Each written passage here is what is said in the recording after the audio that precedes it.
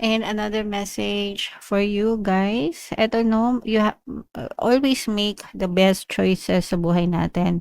Mga kapiksi, tayo yung pumipili guys 'no, kung ano yung gusto natin, 'di ba? Tayo yung palaging, nagdedesisyon. So, always make, good choices sa buhay natin, yung hindi natin pagsisisihan mga kapiksi. Huwag tayong gagawa ng mga bagay na hindi kanais-nais, mga bagay na ikapapahamak natin, mga bagay na makakasakit sa'tin at makakasakit sa kapwa natin 'no.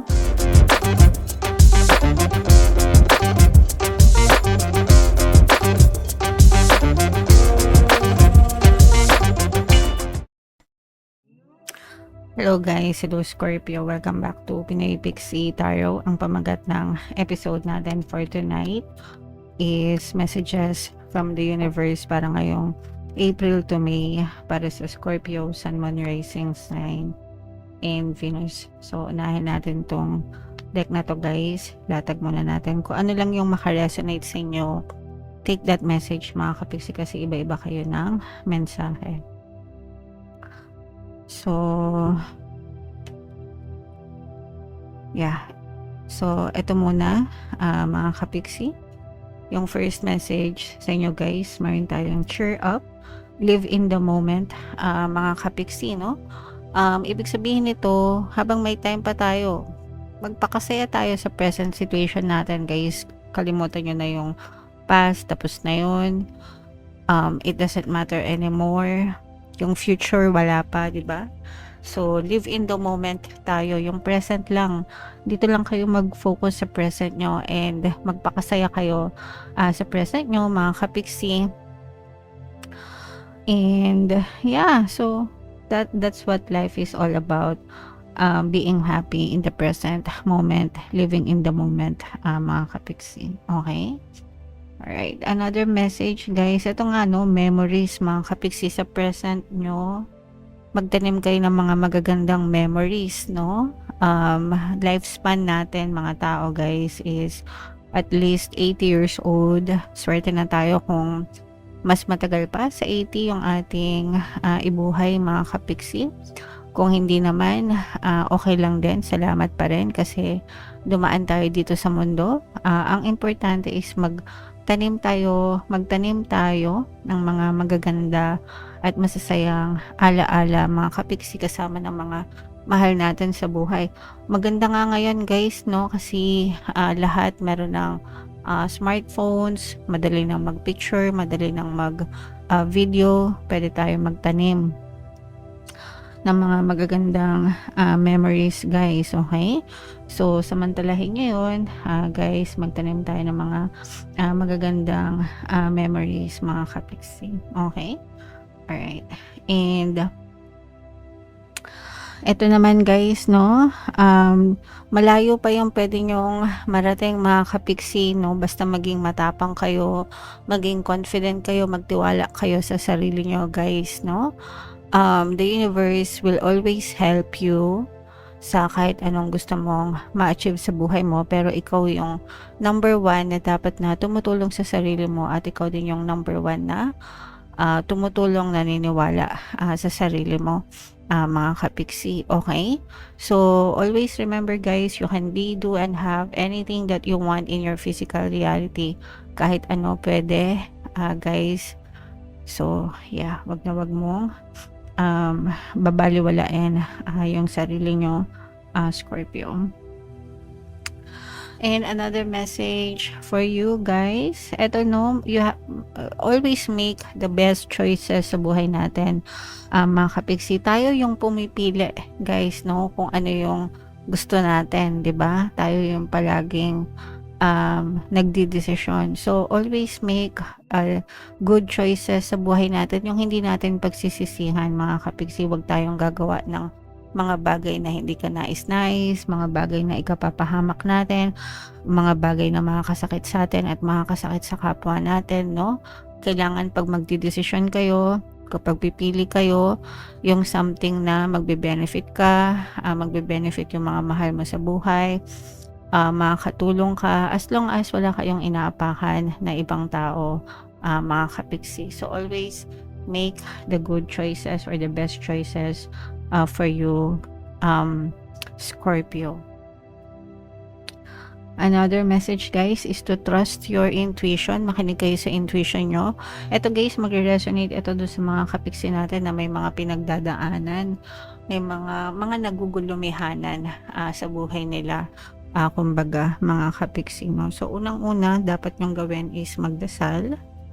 Guys, so magdasal kayo and makinig sa inyong intuition guys, kasi tutulungan kayo ng inyong mga gabay na magdesisyon sa pamamagitan ng inyong intuition. Gagabayan kayo niyan mga kapiksi.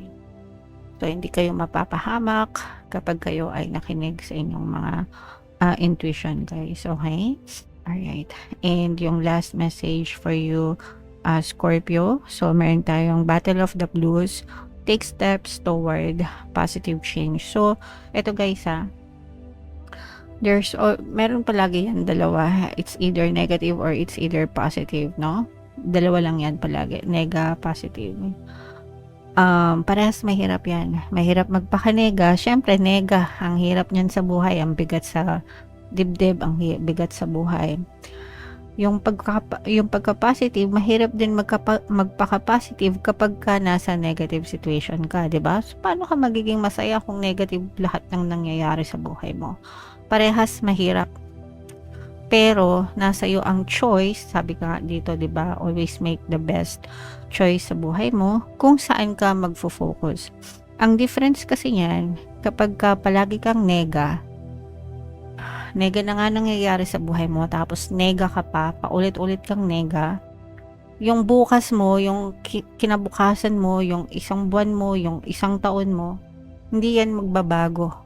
Puro nega na yan mga kapiksi, kasi hindi mo pinabago yung pagkanega mo.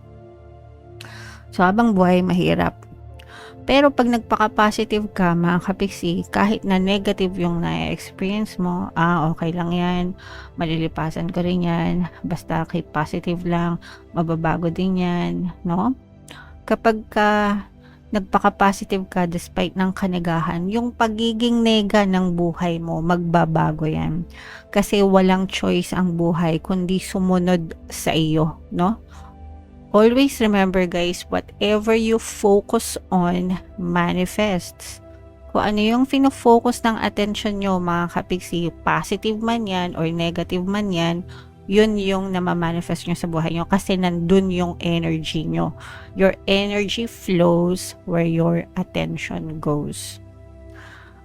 Naintindihan nyo ba? Kaya nga dito sa channel natin, hindi ko alam kung matagal na kayo or baguhan lang kayo, pero paulit-ulit ko kayong sinasabihan na always be positive guys, para doon mag-flow yung energy nyo at yun din yung ma-experience nyo sa buhay. Kaya siya Battle of the Blues mga kapiksi, kasi parehas mahirap, no? Nasa sa inyo na lang kung anong pipiliin nyo, kung magpaka-positive kayo or magpaka-negative kayo. Ang maganda kasi guys, the easiest way para malampasan nyo yung nega is to talk to yourself. Kausapin nyo yung sarili nyo na okay lang yan. Magiging ma-okay ka din. Don't worry. Malalampasan mo yan. Kung lalampasan ng iba, malalampasan mo rin. Kung kaya ng iba, kaya mo rin. Okay? Ganun lang mga kapiksi. Don't be too hard on yourself guys, no? Kung hindi man siya nagbago ngayon, okay lang. May bukas pa rin. May bukas pa naman, no? Basta wag tayong give up, wag tayong susuko, no? Ganun guys, nakakagaan sa pakiramdam. Nakakagaan. Kaysa naman yung araw-araw kang gumigising tapos araw-araw puro reklamo sa buhay yung ginagawa mo. Mas mabigat, 'di ba? Mas mabigat. So, kung ako sa'yo, magpaka-positive ka na lang, Scorpio. Okay? Sana naintindihan nyo guys. Pero yung mga gantong reading talaga yung gustong gusto ko kasi nakakasermon ako sa inyo. Anyway, comment down below if naka-resonate kayo dyan sa mga messages na yan guys. So, meron pa tayong dalawang set ng decks. Ito ba guys, shuffle ko muna habang sinashuffle ko to. Panoorin nyo muna yung video natin regarding sa ating paano mag-manifest ng abundance video course. Kapiksi, sawa ka na ba sa mga struggles at hirap sa buhay mo? Masipag ka ba at masikap sa buhay ngunit hindi ka pa rin umaasenso?